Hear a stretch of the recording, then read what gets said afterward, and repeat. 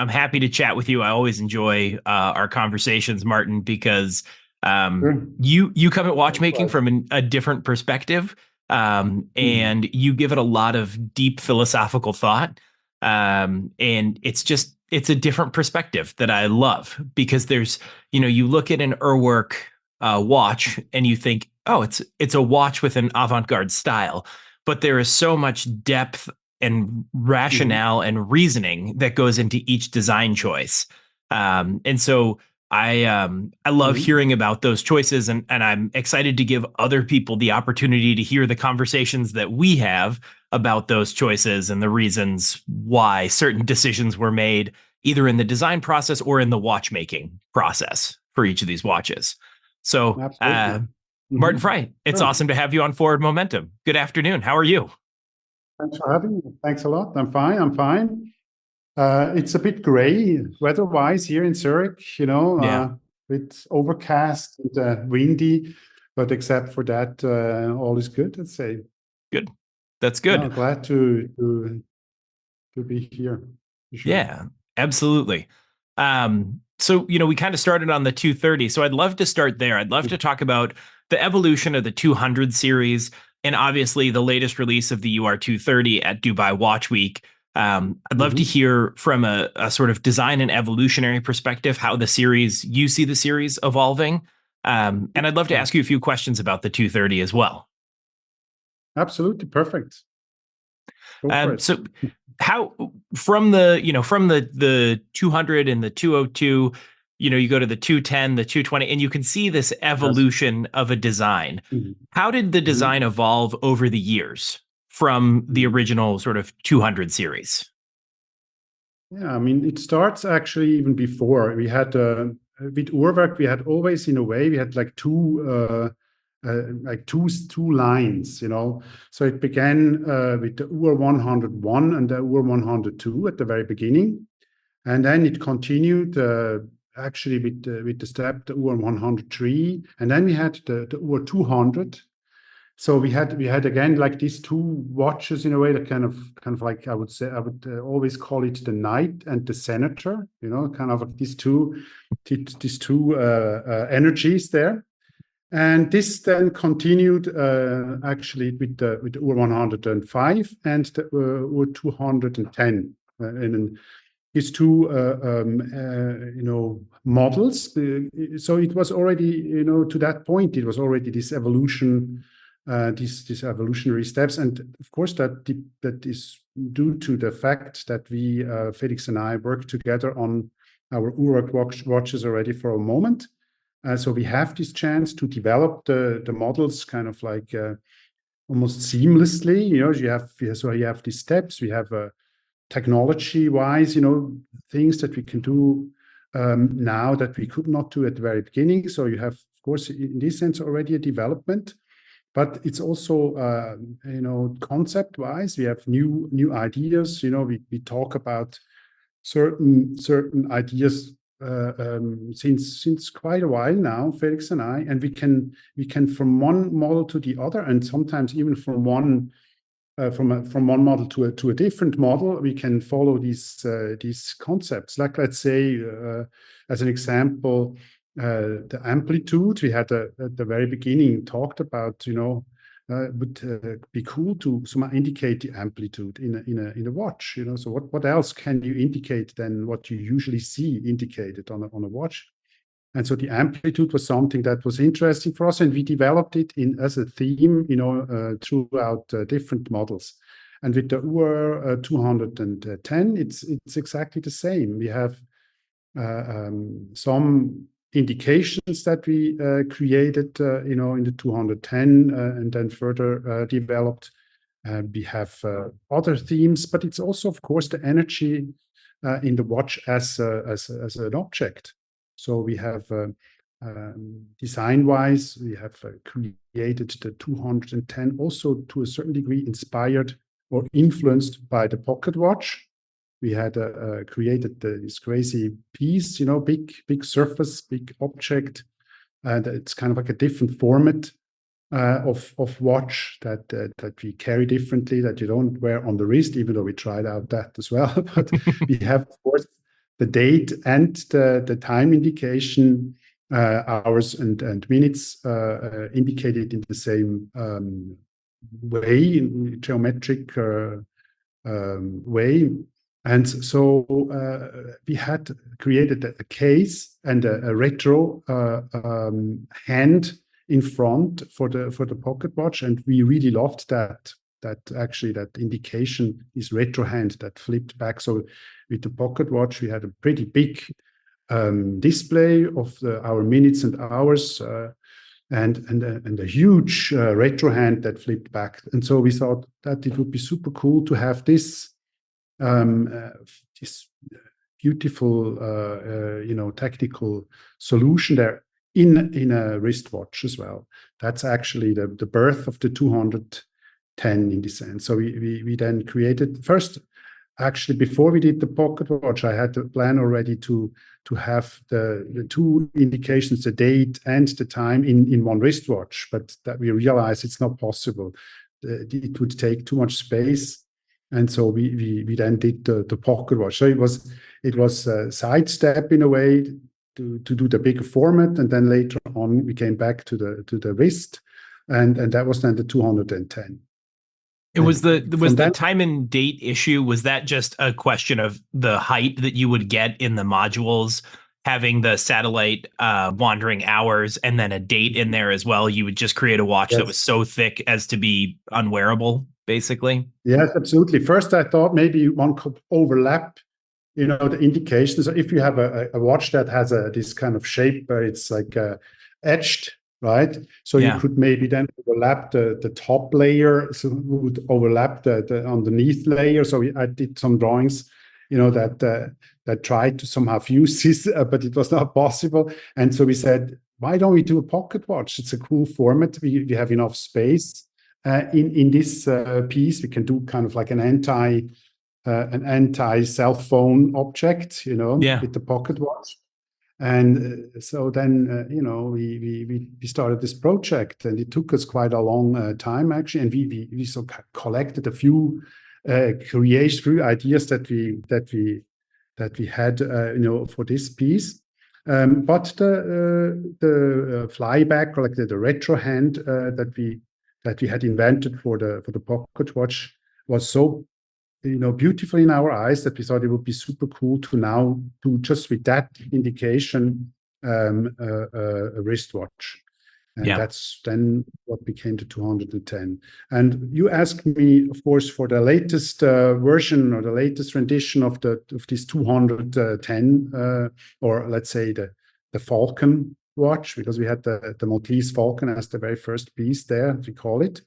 And that was due to that, agile beak that this hand has. It has like this triangle that looks a bit like a beak of a bird, of a hunting bird. So we called it the Maltese Falcon. It was our first version. And so we had the retro hand, but we had then also a concept that we created especially for this watch, and that was the efficiency indication. Yeah. So it was kind of like a special power reserve that we had, in the 210. And so the 210 from then on also went through its evolutionary process, because we all our watches, in fact, this is an ongoing development, or like a process. So you could say that all of our watches are not finished. They are kind of, and that's something I, of course, relearned from the computers, from the world of the computers. Our devices are always in changing, always in process. They are, and so we somehow help this development. So it's. I remember my father would once tell me that, when he buy a hammer, the hammer does its job, and that's clear, and it's going to stay a hammer. So you don't have to worry about that. You have somehow your board where these tools are hanging, and you would use the tool for what it's made for, and that's it. Why does that tool have to change all the time? this is annoying. You buy a hammer, you don't buy something different. You don't necessarily want it to change, all the time, so that you don't understand anymore what it actually does. And for our generation, obviously, this is something that belongs to tools, to things that they can develop. Being somehow directly connected to the web, to the internet. So it's not only thoughts that can somehow develop, it's also objects that are directly somehow connected to that system. It becomes a bit like nature. That's why evolution is not a wrong word in this sense. Yeah. So a process can develop kind of organically almost, as long as you are a team that works together continuously. That also is like if you have a company where a designer is hired just to create a watch, and then maybe another designer is hired for the next watch. You don't necessarily get that continuous development. Maybe for a while you get it, or if you look at Jean Jonta, for instance, a guy like this, he actually used several companies to develop his watches. That's an interesting case, So there you see all of a sudden in all these companies at the time, somehow the same watch or a very similar watch appearing, because he would work for all these companies. So he somehow did this kind of evolutionary steps, in using different companies, which is pretty cool, I think. Yeah. But yeah, so you need to have this continuity in order to somehow see or that to be able to see that actually that change in from one object to the next one. Yeah, and one of the things I love in sort of that design continuity is the human interaction with the watch. And I think Urwerk is a company in particular that focuses on sort of the human interaction with your watch, right? With the 220, you have the power reserve indicator that tells you whether or not you've added to the power reserve. I think it's in the last 4 hours. Yes. Whether or not you've actually added to the power reserve or you've done nothing to add to the power reserve. In a way, it's kind of like the like an analog smartwatch when the smartwatch tells you like, hey, you got to stand, like it's time to stand up. It's an analog version of that because you can look at your watch and say like, oh, I haven't moved for at least 4 hours. Like time to stand up and go do something. And I love the continuation of those small dials on the 230 where you have the continuity of you see the dials in the same places, but obviously on the 230 they do something very different than they do on the 220. So help walk us through what the design process to actually have the control of the winding mechanism within the 230.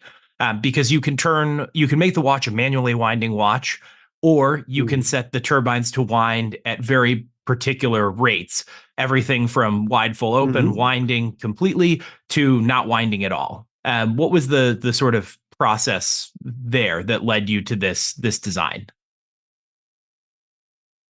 Yeah, so we have not only in the 230, but also in other watches, we feature the turbines. So we have actually the rotor connected to a turbine that creates a bit of a air resistance when it spins, and that actually is good to protect the rotor. So you have a rotor can be somehow overwound or somehow overused.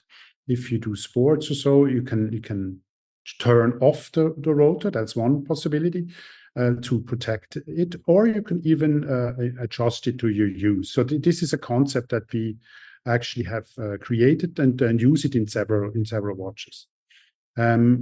It's kind of like when you look at the shark, you have the side where he breathes through his fin. No, how do you call this? Gills. The organ of the gills, exactly. So you have this, and it always reminded me of a thing like this. It's a kind of like an organ, something that the body does, to adjust or to react on the surroundings. But you have that visible as kind of like a chill, like the chills on a shark, that somehow show you that somehow the animal is reacting or breathing to it to be or doing something that makes that is important for it.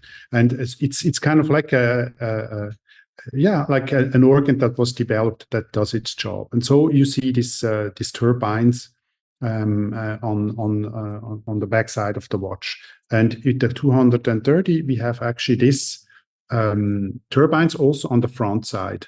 That's actually the difference to other watches. So you see actually the turbines on the front, and you can open the fence on the front side. We had this make this kind of concept already on the back side of a watch, but here you have somehow the levers or the tools to manipulate on the back side, but you see actually the result of it on the front side in the indications.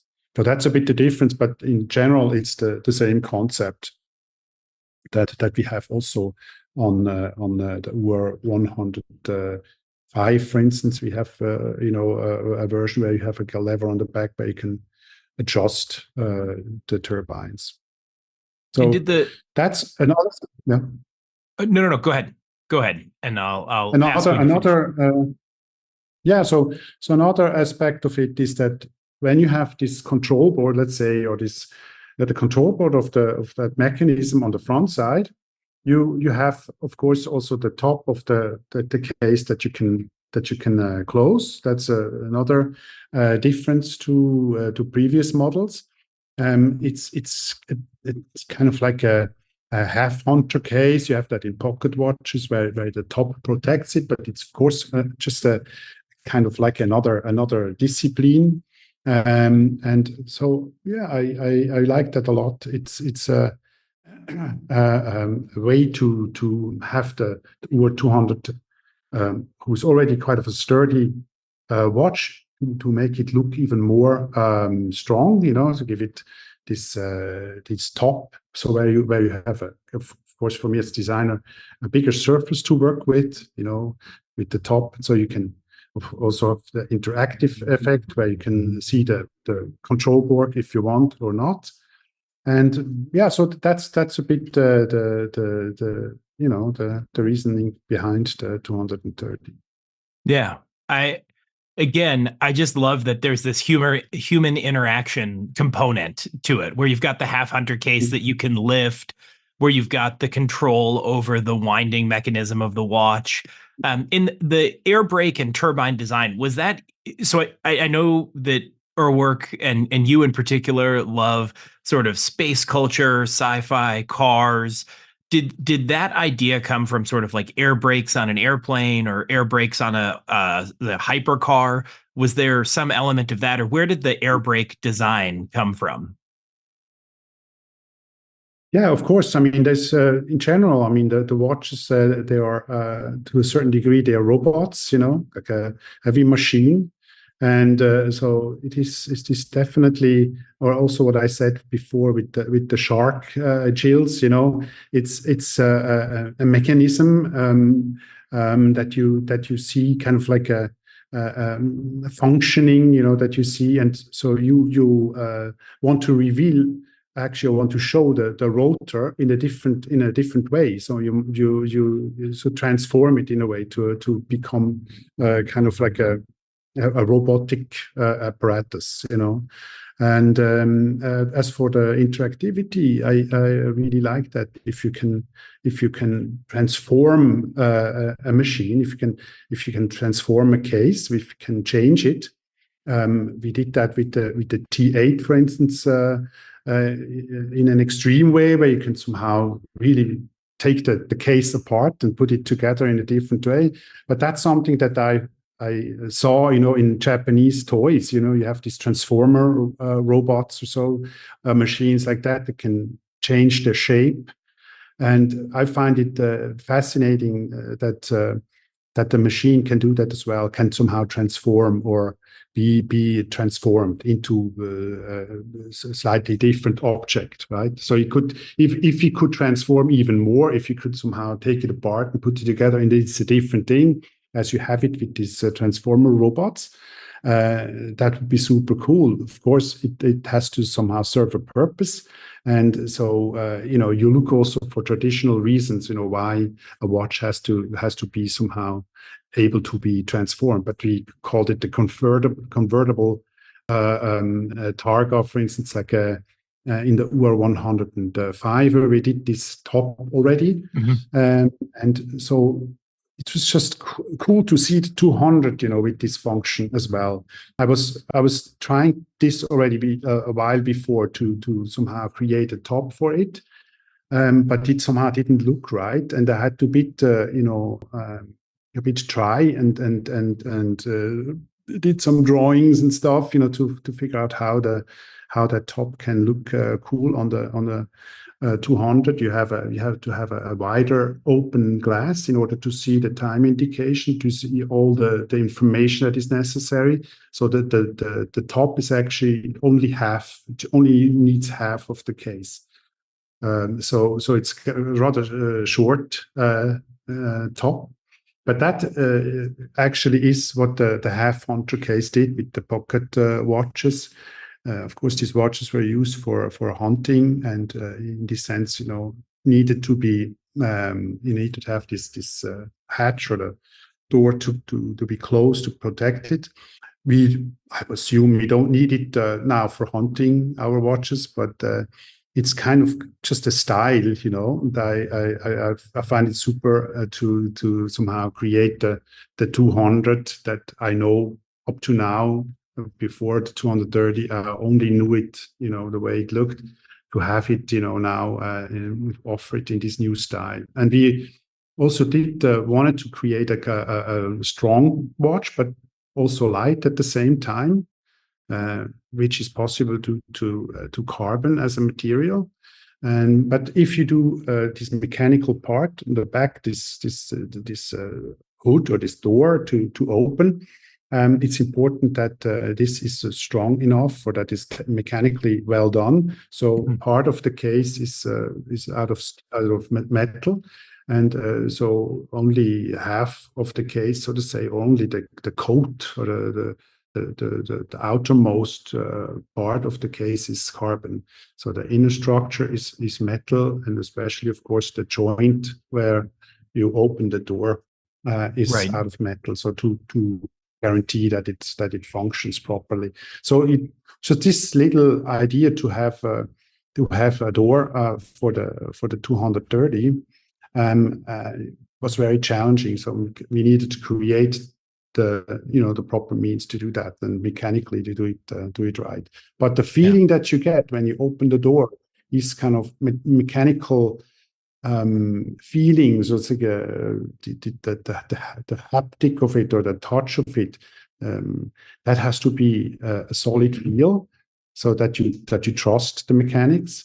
And it's actually quite a development to create that. But for me, since I am learned somehow the kind of a fetishism that you develop, for mechanical objects, and I learned that with cameras.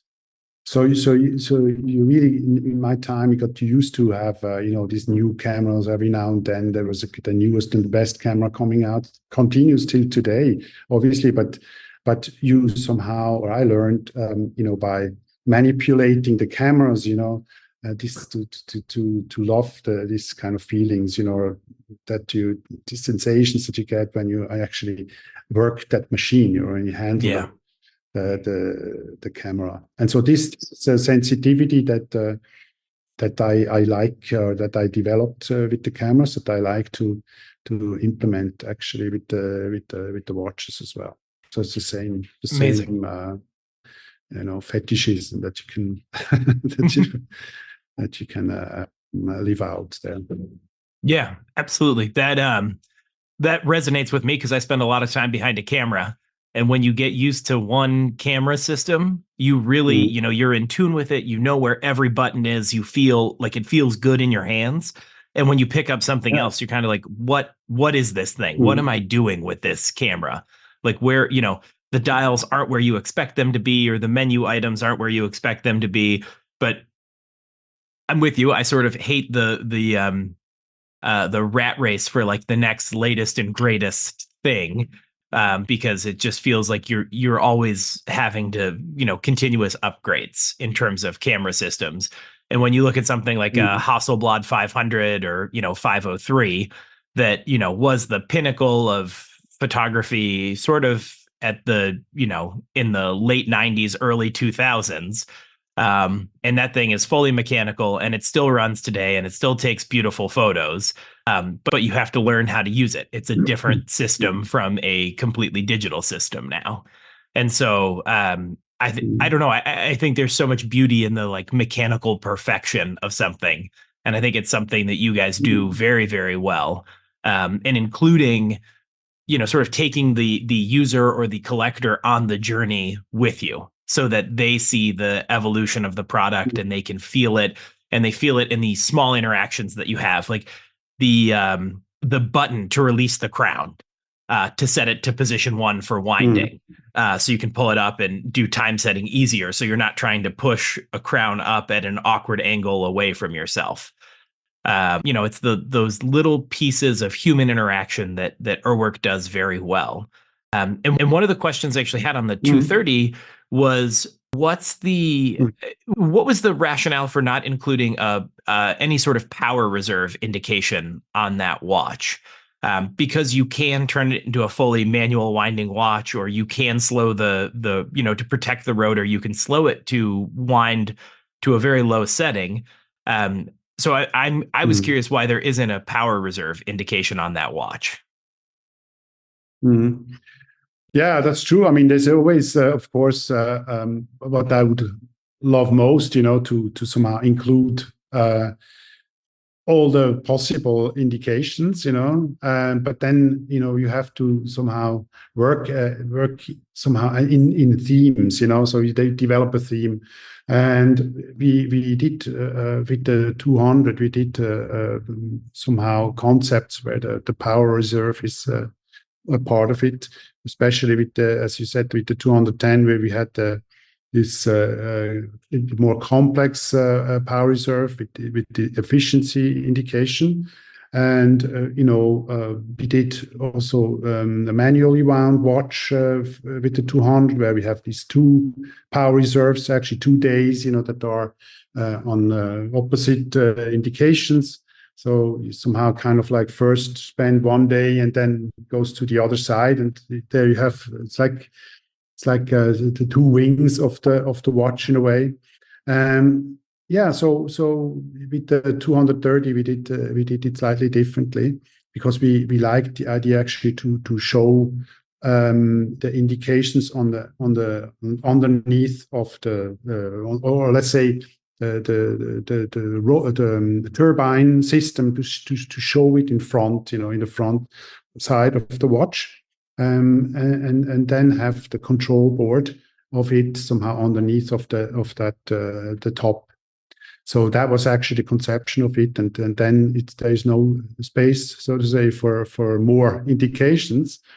Yeah, but that can of course happen in a future Yeah, rendition of the watch, maybe something totally different that we don't know yet about. yeah, So, but absolutely, it's a question. In the end, it's a question of how much space you have, and sometimes that's, as I already explained, with the pocket watch. Sometimes a wristwatch, limits you there. yeah, So it can be interesting to somehow create a bigger object so out of it. But yeah. yeah, that's This is I limitations. I actually like that answer, because I feel like it's another way that the user interacts with the watch. Because if you set up the watch to manual winding, or to wind at a very low level because you're doing sport or you're just more active daily with it, then it sort Mm. of is a reminder, or it's on the collector or the end user to actually wind the watch and to know the status. And I think in a way it Yeah. creates a more intimate relationship with the wearer in that they have to Mhm. know how they have the watch set up. And I hadn't thought about it from that perspective, but I do really appreciate that. Mhm. And we all know that with watches there are space constraints. But based on this, like in my head right now, I'm seeing a 240 evolution of this watch that has a full hunter or target top to it and is a convertible wristwatch pocket watch. So I'm gonna, keep my dream and hope that maybe one day that comes to fruition. But what's the evolution of the 200 series for you? What you know do you have something coming in the 200 series next? Are you guys working on a concept right now? What's the natural evolution? Actually, with the 200 line, it's really kind of, it became almost in our collection. It became kind of like a classic, and we really love it. We want to continue it. I think we will keep it for a bit longer. Usually, that's a bit of a situation for us because we already had to stop with certain models, where we decided not to continue it. But the 200 is very dear to us, and we see that one can actually develop further. So we have a new plan for another version. I won't tell you exactly what that will be. An idea that came to my mind actually before, or a reason why somehow the power reserve was a part of the concept in the World 210, was because of the efficiency indication that was actually in connection to that complex. It made sense, but in a way, power reserve is of course more important when you have a hand wound watch. What we had in the 230, the 220, sorry, there, somehow the power reserve became a very important, strong part of it. But if you have a mechanic, I mean, an automatic watch, it's not super important, in fact. So I think that's also another reason why in this piece we don't have it. But I actually like the power reserve a lot because it works a bit. It has a certain Tamagotchi aspect to it.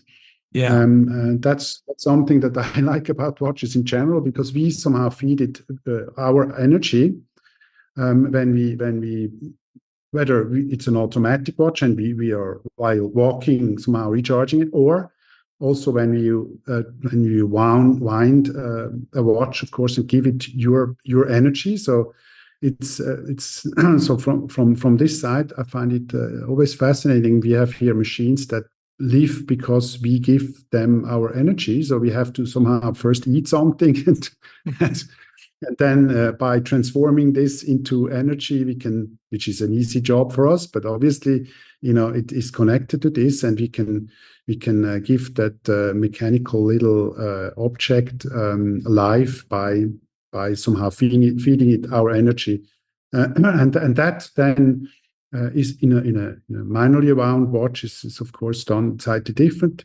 but with the efficiency, obviously there you have that indication that tells you if you're losing or gaining power reserve. As you said before, it's kind of like an extended system where you have kind of like a step counter or something that tells you how. You could also call it like with the smartwatches. It could count your steps, for instance, if you would Yeah. calculate in this sense. And with the 230, it's a slightly different concept that doesn't necessarily need the power reserve. But because of that Tamagotchi effect that I just mentioned before, I really love it. So you can actually see how much energy you give it. This in general, I find it an interesting an interesting theme. And we also created the service indication, which is also in a way related to that. But you could also redefine that and call it an indication that tells you how much love you give to the watch, how much Yeah. you wear it, how much time you give it, of your time. So it's not only the energy, but it's also your affection to an object that can be expressed by that indication. So it could also go in this direction, but we are yet actually at the very moment talking about this next 200 watch, and certain things are already clear. Where we exactly know it's going to be also a lighter watch, even though that's done a bit differently than with the carbon in the 230. It has some other interesting features, and then some things that are not yet decided. So, but we are definitely we won't let the 200 line die here. Amazing. We have some new plans with it. Amazing. That's awesome. That's very exciting to hear about. And we will, I'm sure we'll eagerly await the launch of that watch. I know it's probably a ways out yet, but I will look forward to seeing it in the future when we get that far. Yeah, really cool for sure. That is guaranteed. Yeah, I don't doubt it, because I love the evolution of the 200 series over time. I love the introduction of carbon into that series. I think there's just the elements are there, all of the classic Urwerk DNA in terms of the satellite time telling. It's all there. And then I can't wait to see how you expand upon that, or how you sort of take the Urwerk ideal and thesis and go differently with it.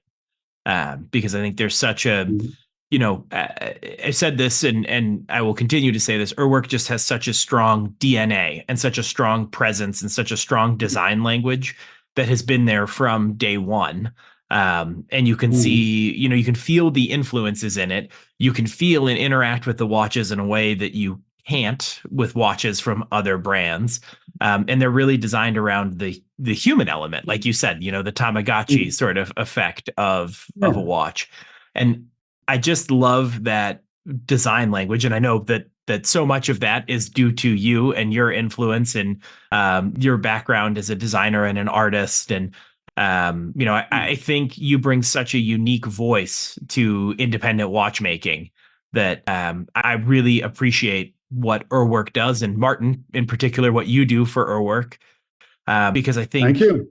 I think you and Felix have created a singularity. You're a really specific brand that just has that design language and that presence that sets you apart from other watchmakers and other watches. And so, congratulations on 25 years. I know that's a huge milestone. I know we've got a new evolution of the 200. What's coming in the next, I'd love to say the next 25 years, but what's the future of Urwerk going forward, looking back on 25 years and sort of looking to the future a little bit?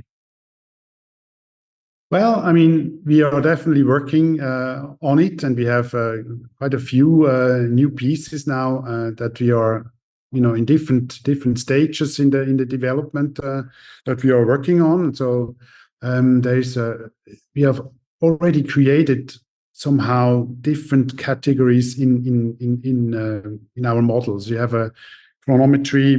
We have some somehow different, even though in the end it's the same goal, but we it's like branches on a tree, so we can go and separate it from each other, and it goes maybe for a while separately, and it creates kind of like two different model lines.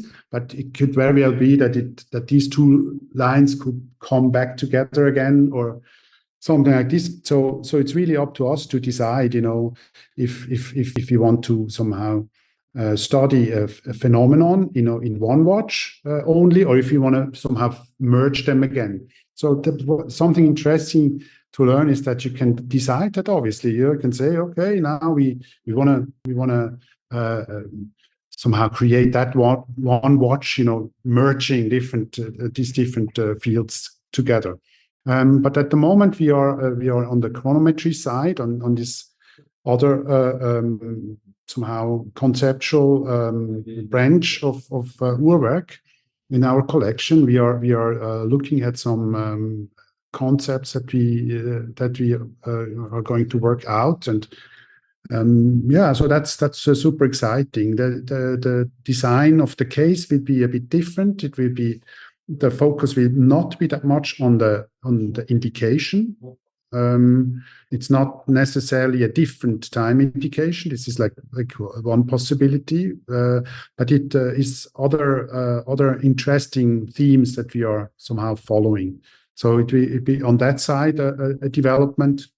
And but also, of course, the world is fascinating in every aspect, and so the inspiration, or let's say the influence that comes somehow every day anew is I don't know. The physicists, some they say it's foreseen. I doubt it. I don't experience it like this. I experience it as accidents or incidents.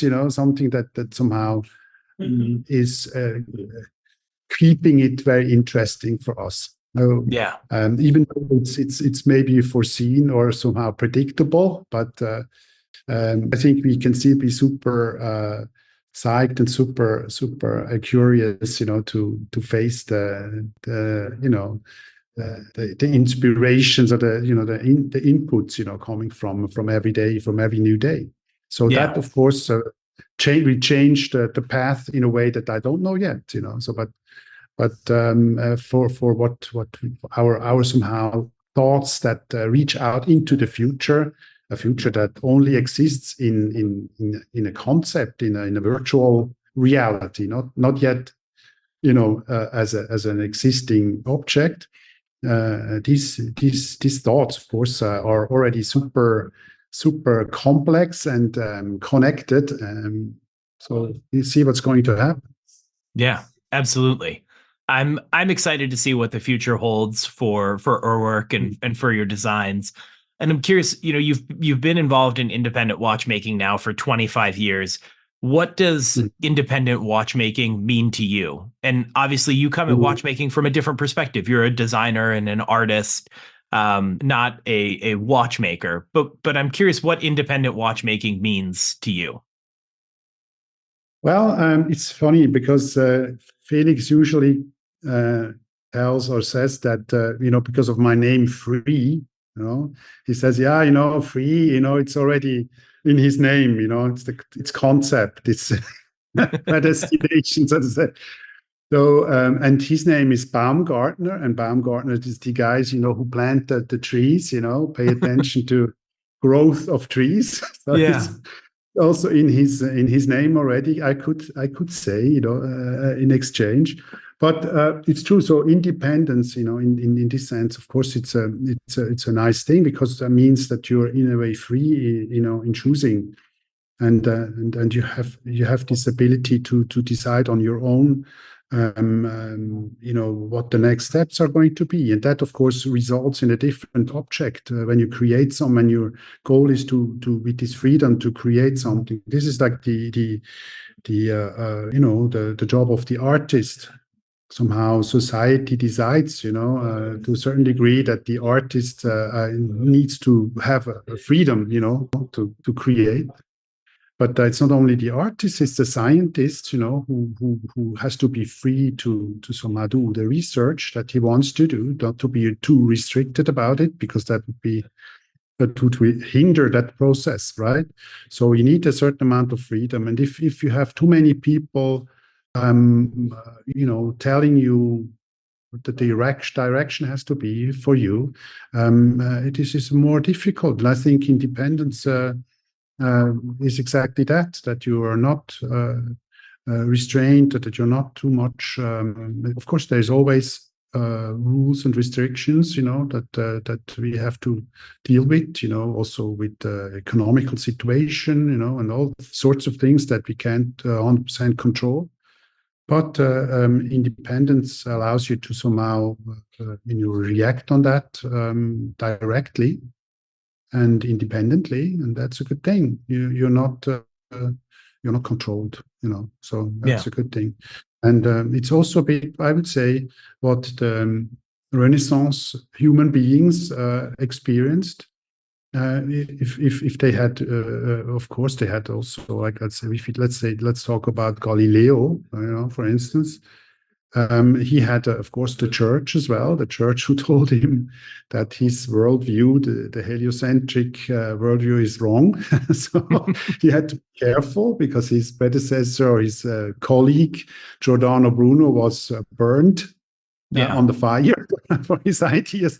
But we don't have, equal problems nowadays. The problems are a bit different, but independence is that if you can somehow think the way you want and also create somehow freely, and that's definitely a luxury or a very a unique thing. So we should enjoy it and be thankful for that and see that it continues like this. So independence is that for me. And do you feel a pull or a need to protect watchmaking or independent watchmaking? I think it is not necessary to protect it. I think it is. It has to do that by itself. So the independence, of course, also carries risks with it.